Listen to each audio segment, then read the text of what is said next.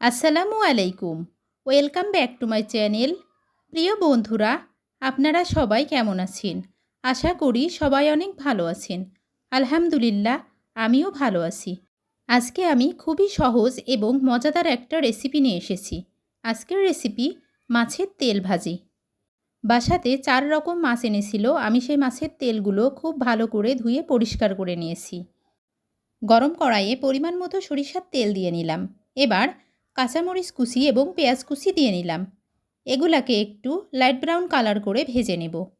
যারা যারা আমার ভিডিও দেখতেছেন কিন্তু এখনও লাইক দেন নাই, প্লিজ একটি লাইক দিয়ে দেবেন। সাথে আমি কিছু আলু কুচি করে নিয়েছি, এটাকেও কড়াইয়ের মধ্যে দিয়ে দেব। যারা যারা আমার চ্যানেলটি সাবস্ক্রাইব করেছেন তাদের সবাইকে অসংখ্য অসংখ্য ধন্যবাদ। আর যারা এখনও সাবস্ক্রাইব করেননি, প্লিজ সাবস্ক্রাইব করে আমার পাশেই থেকে যাবেন। স্বাদ মতো লবণ দিয়ে দেব। তারপর হাফ চা চামচ হলুদ গুঁড়া দিয়ে দেব। এবার আমি এটাকে একটু হালকা করে ভেজে নেব। প্লিজ ভিডিওটাকেও স্কিপ করে দেখবেন না, অবশ্যই ফুল টাইম ওয়াচ করে দিবেন। এবার ধুয়ে রাখা মাছের তেলগুলো আমি কড়াইয়ের মধ্যে দিয়ে নিলাম।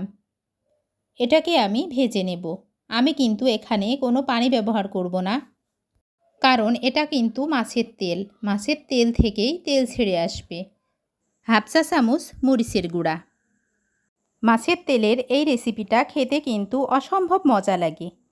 হাফ চা চামচ জিরা গুঁড়া, হাফ চা চামচ ধনিয়া গুঁড়া। এবার এটাকে আমি খুব ভালোভাবে ভেজে নেব। বন্ধুরা, আপনারা যারা যারা মাছের তেল খেতে পছন্দ করেন, আমার এই রেসিপিটি ফলো করে অবশ্যই একদিন মাছের তেল ভাজি করে খেয়ে দেখতে পারেন। মাছের তেল ভাজি পুরোপুরি হয়ে এসেছে। এবার আমি চুলা থেকে নামিয়ে নিলাম। আমি কিন্তু মাছের তেলের এই রেসিপিটা খুবই পছন্দ করি। বাসাতে যখনই বড় মাছ নিয়ে আসা হয়, অবশ্যই সেই মাছ কাটার পর তেলগুলো আমি এভাবে ভাজি করে নেই।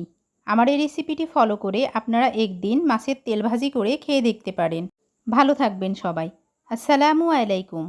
আল্লাহ হাফেজ।